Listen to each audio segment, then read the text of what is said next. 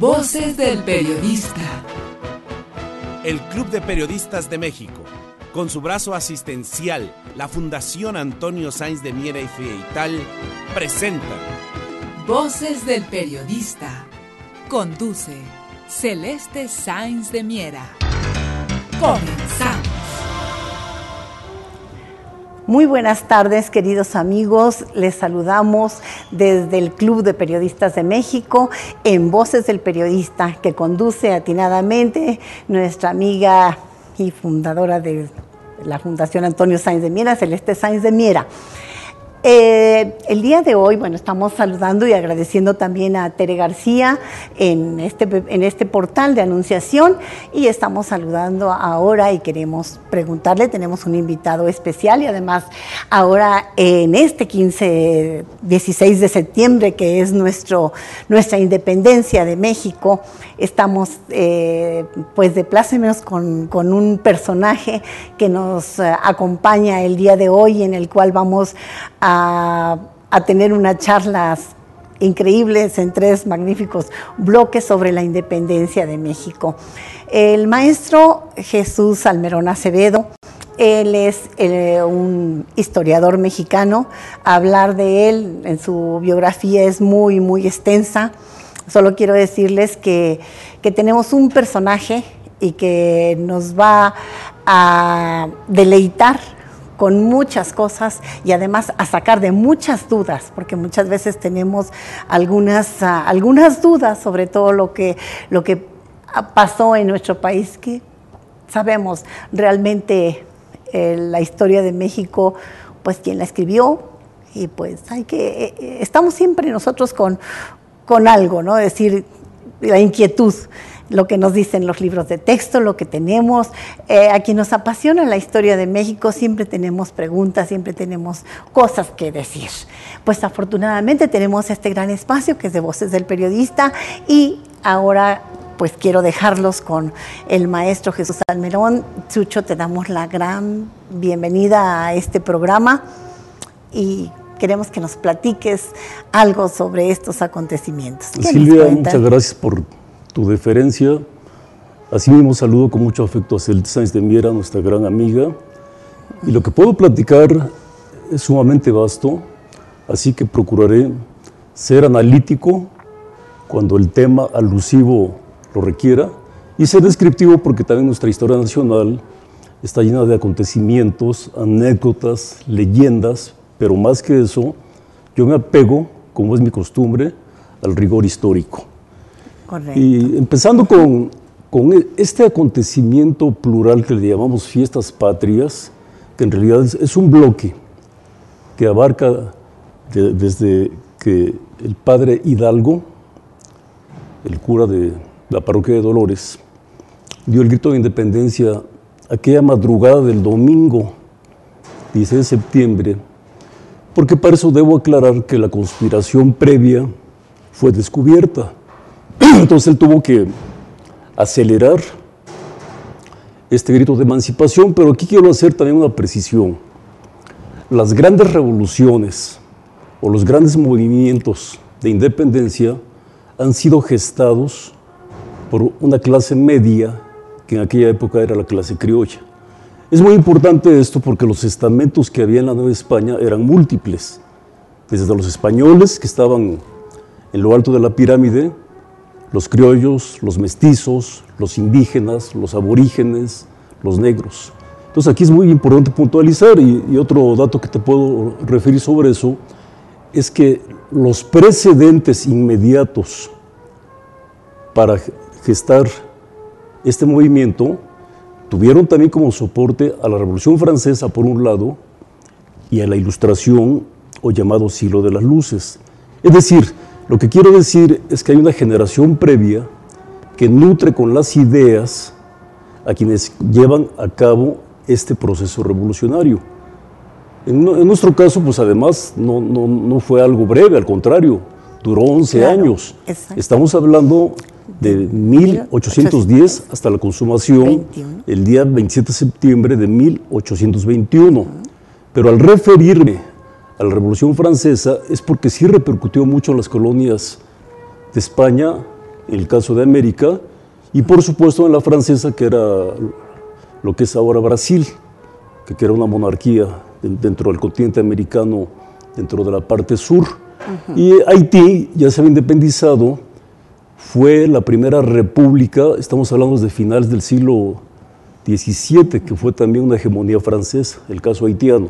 Sí. Al hacer esta recapitulación es porque no podemos partir solamente del concepto independencia, grito, fiestas patrias. Hay que citar un precedente que nos permita armar un hilo conductor para poder llegar a esa verdad y después de eso hacer lo que es la interpretación de la historia. Porque la historia como tal es muy vasta y te puedo decir que incluso muy árida. Pero si se interpreta adecuadamente, entonces el contexto cambia en dos vertientes, que por un lado llegas a la verdad y por otro lado también compartes el conocimiento. Claro.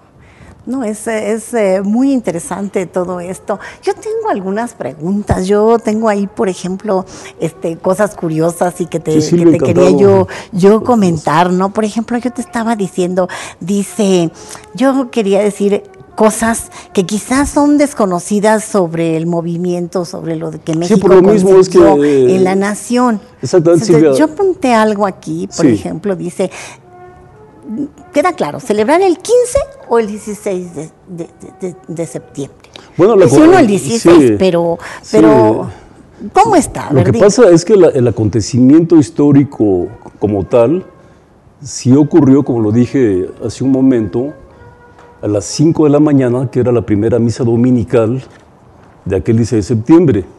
Solamente que durante los poco más de 30 años de los regímenes de Porfirio Díaz es cuando se trasladó por su cumpleaños a la noche del 15. Pero me apego a la verdad, sí fue la madrugada del 16.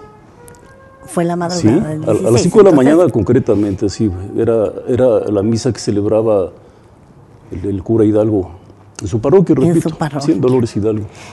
¿Y qué gritó Miguel Hidalgo? Fíjate que sobre eso la historia oficial nos ha plasmado ciertas frases que han quedado para la posteridad de más de 200 años.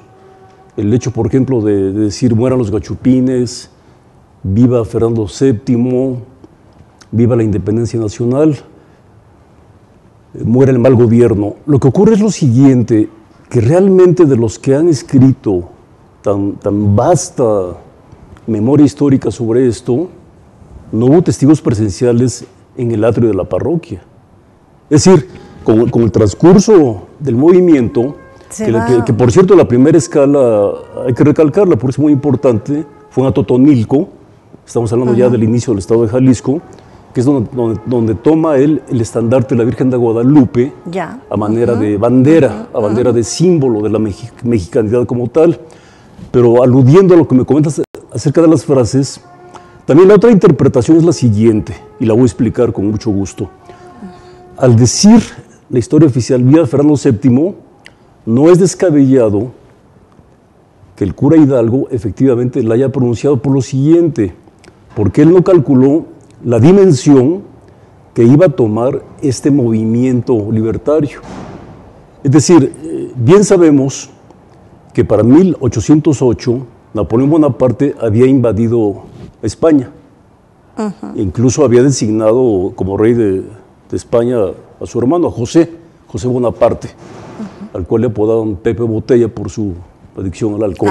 Sí, Pepe Botella era el común denominador de ese monarca bonapartista. Ahora bien, ¿qué ocurría?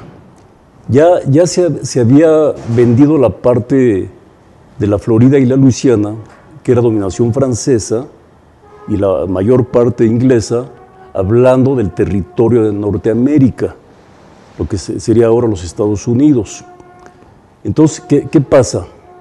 Si es cierto que don Miguel Hidalgo dijo Fernando VII, tiene una lógica por lo siguiente, porque él, al pertenecer a la clase criolla, esta invasión napoleónica estaba arrestando muchos méritos y canonjías también a ese estamento, que sería ahora la clase media, como lo dije hace un momento. Entonces, lo que él pretendía más bien era la salvaguarda de esos privilegios. Lo que ocurre es que él no dimensionó eso.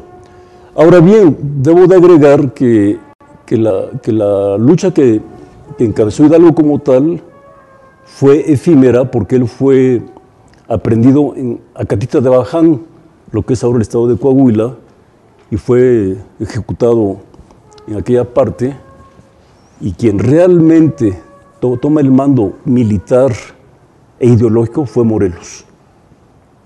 Ya. No, esto es increíble. Mira, hay muchas preguntas que tengo que quisiera uno saber. Nos va a hacer falta tiempo, Bueno, pues porque tú eres una enciclopedia y yo creo que van a seguir algunas sesiones de estas en este programa. Silvia, claro. Yo te agradezco mucho. Hay preguntas que quiero decirte, como ¿realmente existió el Pipila? Sí, házmela. Esa te la voy a hacer. Yo creo que en el segundo bloque, ahorita nos vamos un ratito a comerciales. Les mandamos un saludo a Tere García. Estamos aquí con el programa de Voces del Periodista de Celeste Sáenz de Miera. Y yo soy Silvia Isunza, de La Torre de Papel. Todo esto también lo pueden ver en nuestra página web, que vamos a poner ahí las ligas. Y en un momentito estamos con ustedes.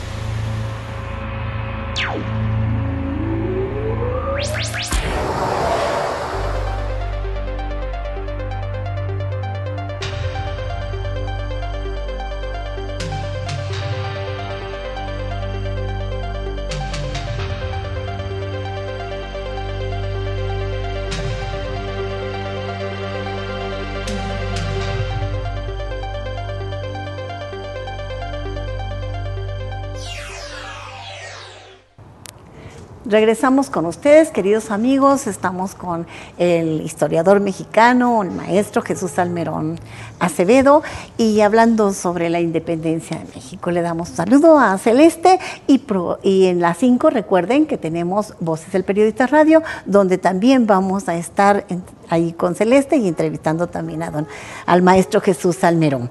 Bueno, yo quería preguntar al maestro Salmerón, primero, entrar, ¿no?, a un bloque como viene siendo el primer Congreso de Anáhuac. Quiero que vamos a decir, los sentimientos de la nación.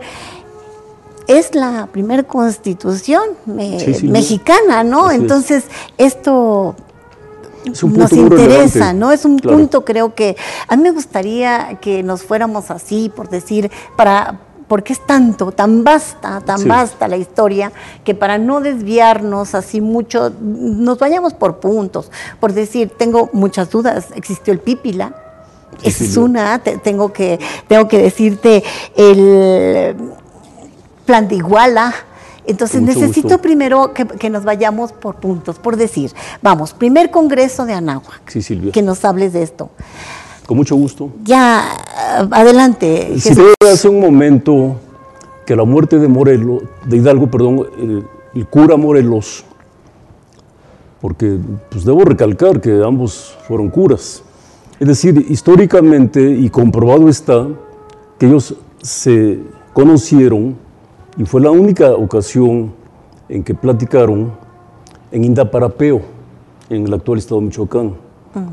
Ambos eran egresados de la Universidad de San Nicolás de Hidalgo, más conocida como la Nicolaita, de la cual incluso Hidalgo había sido rector. No es cierto, como afirman algunos historiadores, que Morelos haya sido alumno o contemporáneo de él. Fueron de épocas distintas, pero sí con la misma concurrencia de que ambos ahí estudiaron y, repito, se conocieron en Indaparapeo. Morelos, al retomar la lucha armada, porque hasta entonces era solamente eso, era totalmente bélico todo el movimiento, se da cuenta que todo el ejército insurgente en contra de la corona española, con todo ese poderío del ejército realista de aquella época, era muy difícil. Había ya el presente, por ejemplo, del sitio de Cuautla, había el presente también, por ejemplo, de Acapulco, las batallas del Fuerte de San Diego, del Cerro del Veladero. Aquí voy a hacer un breve paréntesis porque debo decir también que el origen de las guerrillas en México, incluyendo las contemporáneas, se suscita en el estado de Guerrero. Sí, en esta época correcto. fueron las primeras guerras de guerrillas Correcto, en las, está en las mo- todo- en las monta- todo en las montañas del bueno. sur, como se le llama, la región de Tlapa. Sobre todo Curiosamente tú eres de allá. con Vicente Guerrero, con los hermanos Bravo, Nicolás y Leonardo, asimismo con los hermanos Galeana, Galeana, de la Costa Grande de Tecpan.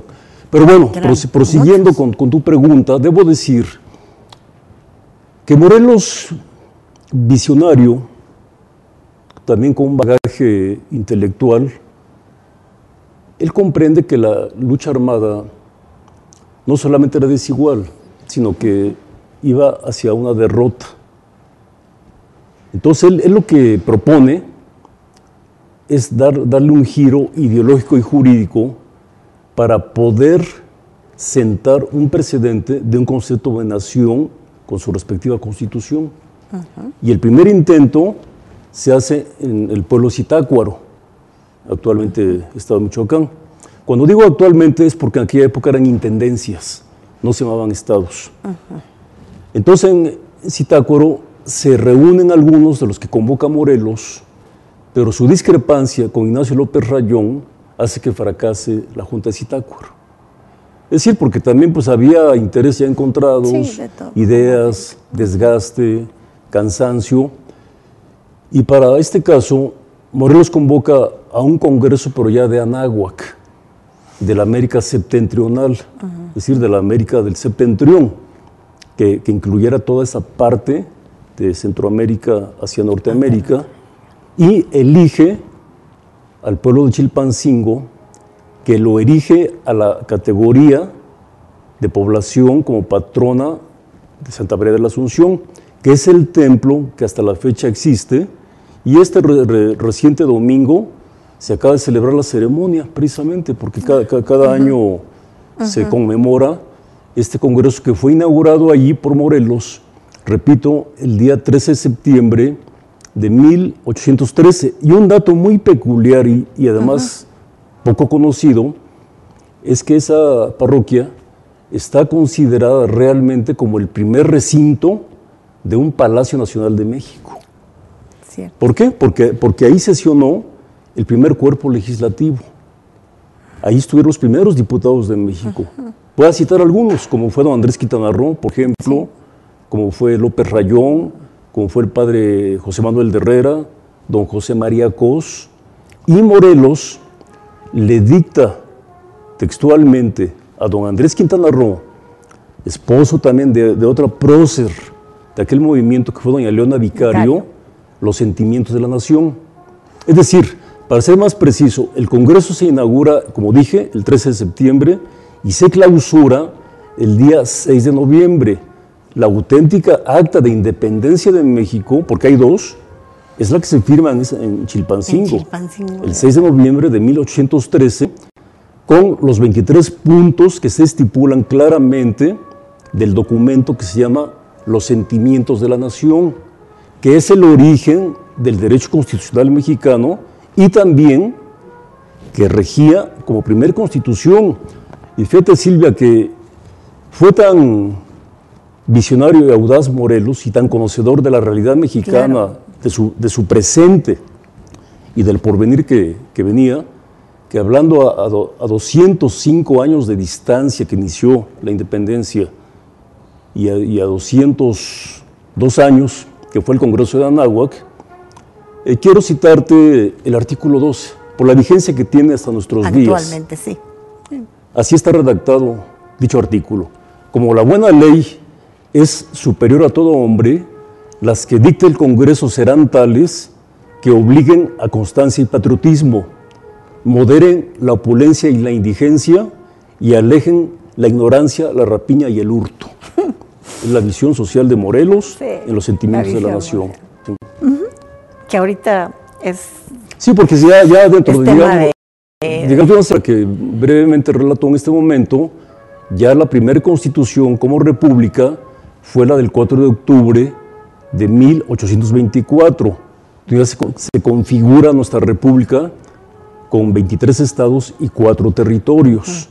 Después fue ya la de 1857 en el horizonte liberal, donde participa evidentemente Juárez, donde participa Melchor Ocampo, el Nigromante, Zarco, entre otros, hasta llegar a la de Querétaro del 5 de febrero de 1917. Pero insisto, el precedente real es el de Morelos, con los sentimientos de la nación, producto del primer Congreso de Anáhuac. No, está fabuloso.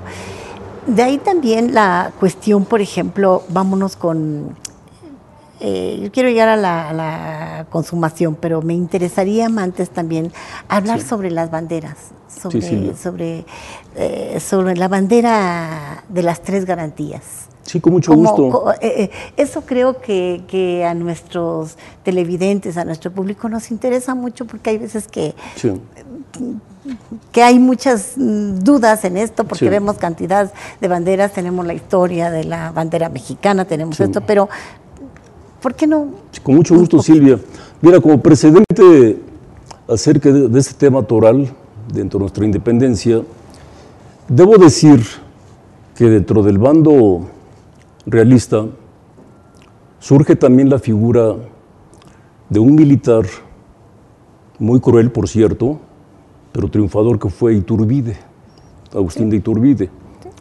Ya dentro del movimiento del sur, muerto Morelos, más bien fusilado en Ecatepec, Estado de México, que ocurrió el día 22 de diciembre de 1815, la estafeta la toma Vicente Guerrero. Entonces, entre Iturbide y Guerrero se genera una serie de correspondencia. ¿Por qué? Porque a Iturbide ya también le convenía para sus propósitos que la insurgencia tuviera otro cauce para sus ambiciones personales, que después derivaron en ser el primer emperador de México. Pero dentro de esta vasta correspondencia llegan a un punto de acuerdo que fue reunirse en el pueblo que está muy cerca, por cierto, de Iguala, que se llama Acatempa. Es donde se ha generado esa frase del abrazo de Acatempa, que pertenece al municipio de Tepecocuilco, Guerrero. Ahí dialogan ambos, pero Agustín de Iturbide tampoco fue lo suficientemente franco con Guerrero, más bien fue seductor, podríamos decir, porque él se erige como consumador de esta independencia, pero no fue tal, no fue tal. Sin embargo, hacen ese pacto Guerrero y Agustín de Iturbide y se van a la ciudad de Iguala, que como primer paso diseñan una bandera.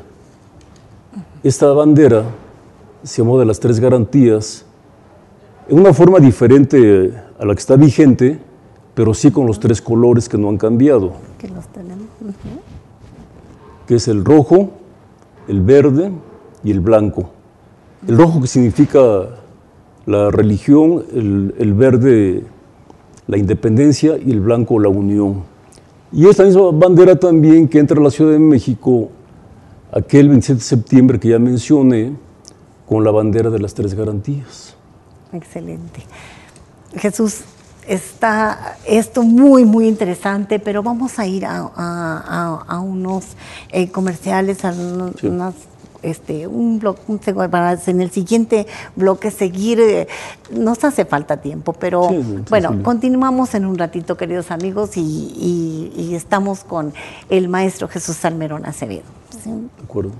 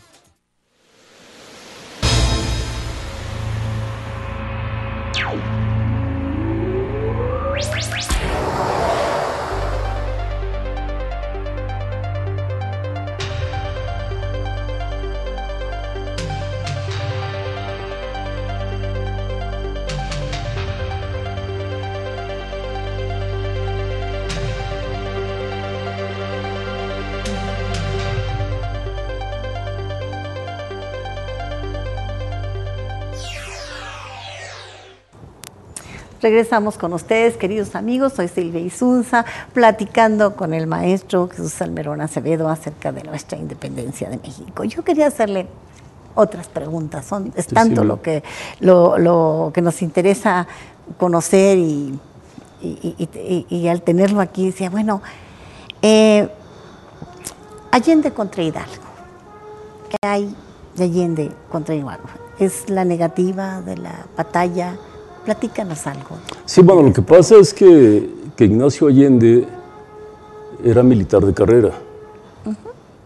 Y Hidalgo, pues, por supuesto que no lo era. Quiero hacer una acotación porque el concepto de clérigo de aquella época era también para poder progresar dentro de un estamento académico y social. Muchas veces no era tanta la vocación religiosa, concretamente de la fe católica. Fue el caso de Morelos, de Matamoros, del propio Hidalgo. O sea, si fueron curas o más adelante don José María Luis Mora, por ejemplo, el padre del liberalismo mexicano. Sí estudiaban en seminarios, pero con ese propósito. Era la única manera para ellos de poder escalar dentro de una sociedad tan diferenciada como la mencioné hace un momento.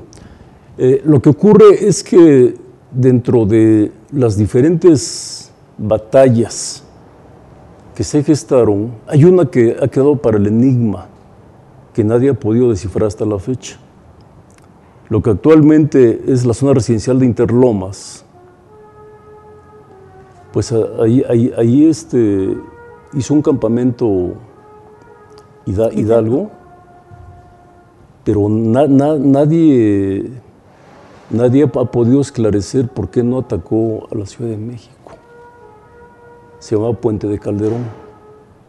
Es decir, tenía todas las condiciones, no solo para llegar al propio centro, sino para tomarla, para conquistarla. Pero él da marcha atrás a esto, y de ahí surge la controversia con el que sí era militar, con Allende.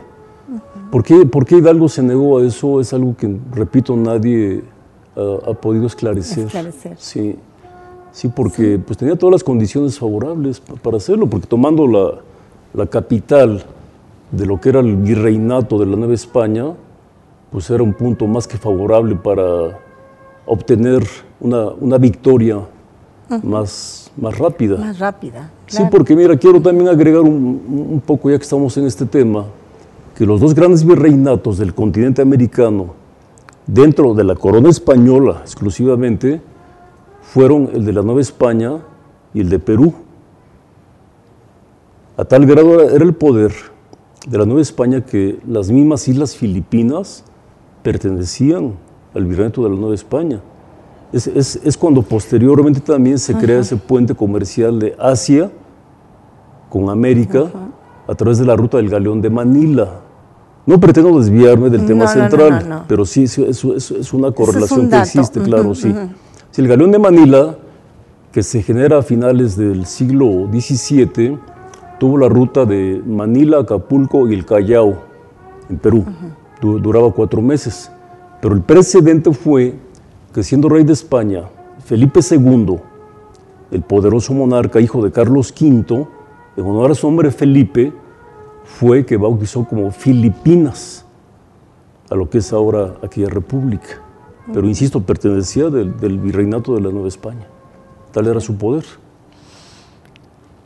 Que ahora sí que es todo tan interesante, pero se queda uno con muchas dudas también, ¿no? Sí, es un tema muy vasto. Es muy vasto. Y además también hay que ver la óptica de diferentes autores, también influye mucho eso, ¿no? Claro, exacto, hay que ver todo esto. Pues ya, dice uno, aquí hay algo, dice, como datos curiosos, ¿no? Que también a mí me saltaban, decían, las últimas palabras de Hidalgo, ¿realmente serían? No me tengan lástimas de que...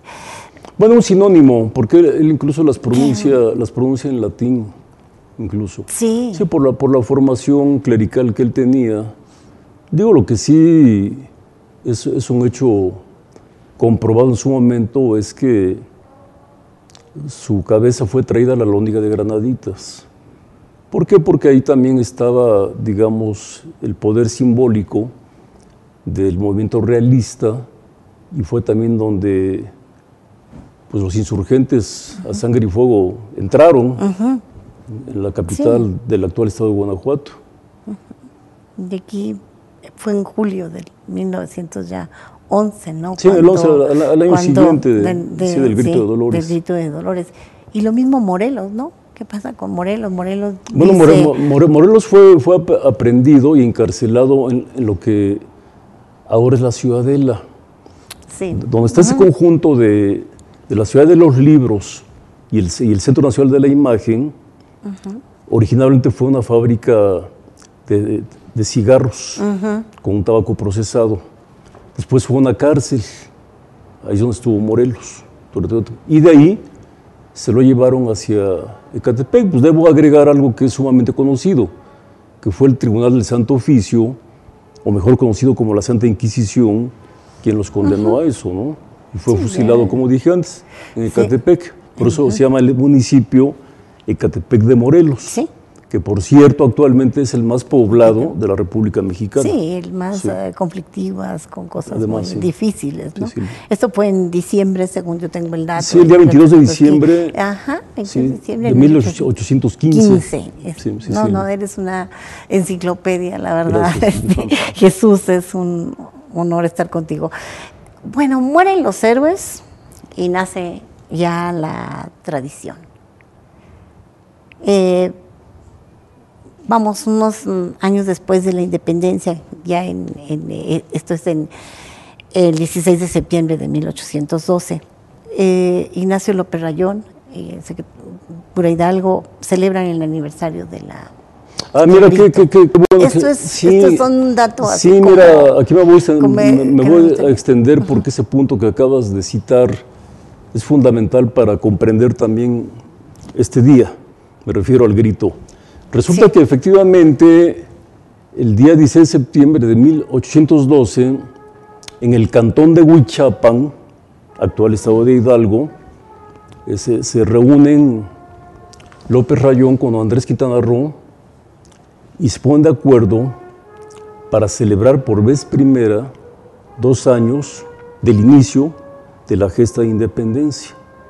Entonces, siendo más claro, debo decir que el primer grito a manera de conmemoración es el que se da en Huichapan, como dije, en la fecha que ya referí, de 1812. Pero fue iniciativa de los dos, de Andrés Quintana Roo y de Ignacio López Rayón. Sí.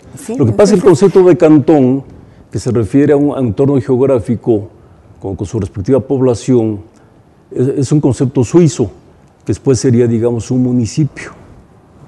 Ya cambió dentro del proceso histórico, pero originalmente así se les dominaba esas poblaciones pequeñas, cantones. En este caso, reitero, era el cantón de Huichapan, entonces se celebró por vez primera. Entendí. Sí. Y es ahí ya donde están que son los textos de la Constitución de 1814, o cómo está esto de ahí solemnizar el 15 de septiembre como el día del aniversario. Lo que pasa es que esto está establecido precisamente en lo que mencioné de los 23 puntos de Morelos, en los sentimientos de la nación. Ese precepto ahí aparece. Es el precepto, exactamente, el anterior.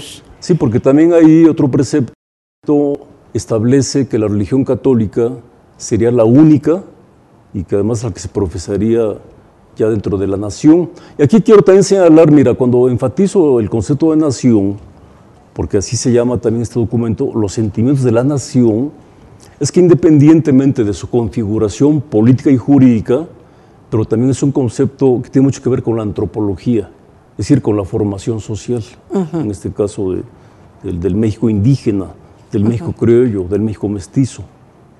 Entonces, por eso Morelos, acertadamente, así fue como denominó.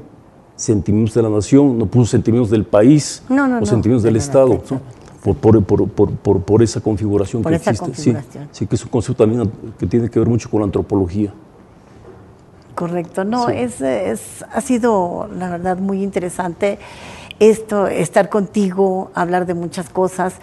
En esos 3 primeros bloques que hemos hecho, esos 3, de verdad creo que queda algo claro, algunas cosas que uno tiene ahí, pero además es un recuerdo, es conmemorar, ¿no?, este día, conmemorar estas fechas. Mira, y hablando de qué, yo quisiera hacer una agregación, porque también hay héroes olvidados, pero paradójicamente en esta gran capital tienen calles muy transitadas y muy representativas. Por ejemplo, Valderas.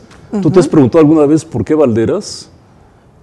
Es decir, hago la pregunta, pero yo voy a dar la respuesta. Sí. Él fue Lucas Valderas. Lucas Valderas fue un insurgente que nació en San Miguel de Allende, que sin embargo no es mencionado en los libros de historia o en materias afines. No, y yo creo que eso sería... Pero tiene una gran avenida. Sí, pero eso sería un tema para el otro programa, porque no es uno. Y ahora han estado cambiando. Y vamos, cosas, otras formas de calles y de nombres, ¿no? Era otra avenida muy transitada también y muy céntrica, es Izazaga. Izazaga. Mira, vámonos a un corte comercial.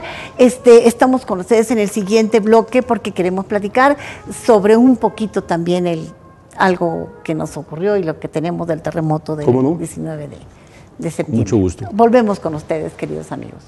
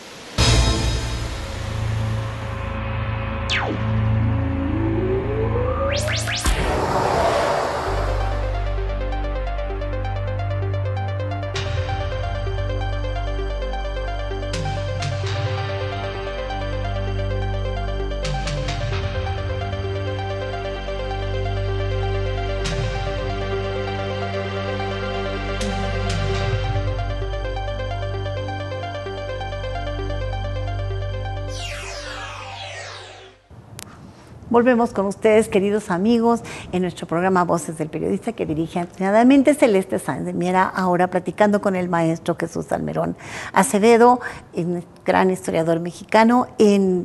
Acabamos de darnos pues unos datos y dar todo lo relacionado con lo más que se puede relacionado con nuestra independencia precisamente por estos días alusivos. Así también con él queremos platicar algo que también nos afectó y estamos conscientes y tenemos que recordarlo y ver nuestra realidad también en nuestro país, como fue ahora hablando en este mes de septiembre, el 19 de septiembre, ese terremoto que vivimos aquí en el Club de Periodistas, en la Torre de Papel, en el cual nuestra gente, todos los mexicanos, se solidarizaron. Hubo de verdad expresiones increíbles y yo quisiera que el maestro nos comentara algo sobre esto, hacer un poquito de historia para tener un poco más de conciencia en estas situaciones. Sí, con mucho gusto, Silvia. Quiero referirme a que en la Ciudad de México, este acontecimiento que ha sido el más trágico en su historia, de aquel día jueves, 19 de septiembre de 1985, hace 30 años, el próximo sábado se cumplen los 30 años. Se cumplen 30 años, ¿sí? teníamos ya un precedente, digo, no es pertinente comparar tragedias, pero sí lo hago como una acotación para poderlo comprender mejor, de aquel terremoto que ocurrió la noche del 27 de julio de 1957. Es decir, en aquella ocasión, evidentemente que la Ciudad de México era de menor tamaño geográficamente, incluso no existían las delegaciones políticas como actualmente están enmarcadas, y también su población misma era menor, pero sí la magnitud del 57 fue muy alta. Se cayeron edificios de la colonia Roma, por ejemplo, la columna de la Independencia también se cayó, entre, digamos, otros edificios y monumentos relevantes, simbólicos. Ahora bien, aquella mañana de aquel jueves que ya cité, del 19 de septiembre, fue exactamente a las 7:19 antes meridiano. Lo tengo muy presente porque yo iba a ir a un desayuno a Linda Vista. Y lo digo en primera persona, que no es mi estilo, pero sí es un testimonio que vivimos los aquí presentes. Vamos. Fue un terremoto sumamente elevado, de 8.1 grados, y una buena parte también de la Ciudad de México, del centro histórico, colonias como la Doctores, como la Roma, la Guerrero, la Álamos, una buena parte de la Narvarte, fueron drásticamente dañadas. Sí, claro. Ahora bien, es muy difícil porque la versión oficial jamás se ha divulgado. Es muy difícil saber la cifra de los fallecidos en aquella mañana. Yo tengo un testimonio de un amigo que es un oficial de alto rango de la Secretaría de Marina, que ellos tenían al segundo día un inventario de 28,000 personas muertas al día siguiente, porque hay que recordar también que hubo una réplica alrededor de las 19 horas y fracción, que causó también mucho pánico porque ya era en la noche y además había el antecedente de lo que había ocurrido el día anterior. Sí, la dimensión de la tragedia es muy difícil el poder evaluarla, pero lo que sí debo recalcar es que también el gobierno mexicano, tanto federal como el de la Ciudad de México, que en aquella época se gobernaba a través de un regente, no tuvieron tampoco la capacidad de afrontar una circunstancia de esa trágica dimensión. La verdad es que la sociedad civil es la que en gran parte pudo y apoyó de una manera totalmente loable este hecho, vamos, tan trágico. Yo tengo presente, por ejemplo, que estuve en la Avenida Universidad, esquina con Zempoala, donde se cayó un restaurante tradicional de la parte sur de la ciudad, de Buen Café, como voluntario también en otras calles de la Narvarte. Posteriormente estuve en el cuadro que está en torno al momento de la Revolución, donde se cayeron varios hoteles y varios edificios también. Pero pues esto debe dejar una enseñanza más que necesaria, urgente e indispensable. Ya lo decía Jorge Santayana, aquel filósofo estadounidense español, aquel que se olvida de su historia está condenado a repetirla. Claro. Y es muy pertinente también que si estamos en una zona altamente sísmica por la placa de Cocos que existe en el Pacífico, pero además también con la falla de San Andrés, que todas las costas que circundan esa zona, incluyendo Guerrero, Michoacán, Jalisco, Nayarit, han sido muy afectadas, y que incluso sería una magnitud que brevemente voy a referir solamente en Chile, en 1960, en donde hubo un terremoto de más de 9 grados, junto con lo que se llamaba maremoto, que ahora se le llama tsunami. Entonces sí se deben tomar medidas, pero ya no solamente de simulacros, vamos. Sí se requiere jurídicamente también establecer otro tipo de normatividad, porque si bien es cierto que se modificó a partir de aquel año 85 el reglamento de la construcción de la Ciudad de México, es muy cierto que se ha violado nuevamente. Totalmente. Con una norma 26 que aparentemente ya se derogó, muchísimo fraccionador está construyendo verdaderas torres. Torres, hay una que me parecía grotesca, afortunadamente se clausuró, espero que no se reabra, cerca de la Cineteca, ya cerca de Río Churubusco. Iba a ser de 64 pisos. Sí, no. Pues eso no lo soporta. Sí, no. No solamente la Ciudad de México, sino ningún tipo de infraestructura del subsuelo. Entonces yo sí enfatizo de que se debe reglamentar, pero a través de normas estrictas. Porque vamos, es muy manido el mensaje de los que se dedican al negocio inmobiliario, de que cubren necesidades para la población, y no es cierto. No es cierto. Porque otra gran parte, Silvia, de este problema es que ellos, amparados en esa normatividad actualmente, construyen con material de interés social y lo venden a precio residencial. Claro. Es decir, un departamento que su costo real debería ser de 600,000 pesos, lo venden en 3 y 4 millones. Claro. Ahí es donde está también la raíz del problema. Y es ahí donde se ha proliferado. Se vuelve muy vulnerable también la construcción así. De inmobiliarias y todo. Sí, y no Silvia. solamente eso, yo tengo el recuerdo, quise muchísimo tú recuerdas a Silvio Zavala. ¿Cómo no? Nosotros le dimos una torre de falleció el año plata.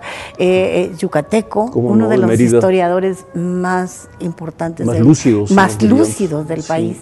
Él su preocupación máxima, y muchas veces lo dijo en muchísimas conferencias, decía, hablando precisamente de ahora de la historia de México, el castillo de Chapultepec queda tapado, está tapado, ya no se ve. No, y saqueado también, saqueado porque era el también. Museo Nacional de Historia de Chapultepec.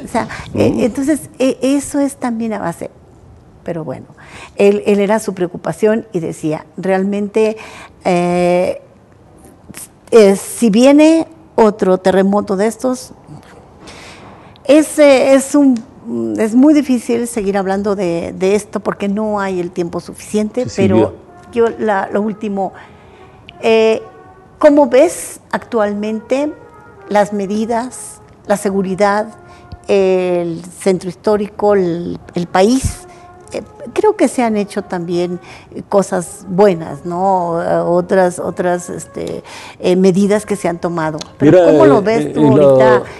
Tenemos escasos 2 minutos para poder para poderlo decir y dar un consejo a la sociedad. En cuanto a la infraestructura, efectivamente sí ha habido tintes de progreso, pero el gran problema de México es la desigualdad. Es decir, se crece, pero no de una manera equitativa, al contrario. Es decir, esa gran riqueza, tanto de recursos naturales, que van a dar al capital extranjero o a unas pocas familias mexicanas, hacen que esta circunstancia se vuelva más severa cada día. Por eso me permití expresar aquel artículo 12 de Morelos, de los sentimientos de la nación, porque es vigente y pertinente. Valdría la pena, hasta repetirlo no solo recordarlo, y no difundirlo. Sí. Es muy importante. Y también difundir el hecho de cuidar nuestra ecología, de cuidar, no es México, es el mundo entero. También nos falta como mexicanos, como personas, más conciencia cívica. Sí, seguimos tirando basura, seguimos echando chicles, seguimos haciendo cosas indebidas, seguimos tirando colillas de cigarro. Que provoca más anarquía y riesgo. Entonces, eso estamos en riesgo. Eso es un llamado a todos, ¿no? No es el yo, somos todos. Es nuestros niños, nuestros jóvenes, nuestro mundo. Pues yo entonces cuidémoslo. Eso es lo que puedo agregar y debo decirlo también para terminar, Silvia, es que la independencia se debe cultivar día con día. Exactamente. Pues ya lo escucharon, queridos amigos. Les agradecemos muchísimo a todos los colaboradores, a Tere García, pues con la conducción siempre de Celeste Sáenz de Miera y pues nuestro querido amigo Adolfo González García, Alejandro Sánchez Galvana, Jesús Tarimendi Valdés, a Marcos Velázquez Larios, Omar Becerril Reyes, Rafael Melgar Álvarez, Cristina Vázquez Andrade, Eduardo González Chuy, a todos ellos que han hecho posible y hacen posible que tengamos este magnífico portal de anunciación y nuestro programa Voces del Periodista. Queridos amigos, hasta la próxima. Soy Silvia Isunza. Todo esto lo pueden ver en la www.latorredepapel.com, en Face, en Twitter y sobre todo también en Voces del Periodista, tanto radio como en las ligas de Voces del Periodista. Saludos amigos y muy buenas tardes y pásenla bien en este gran día. Pues sí.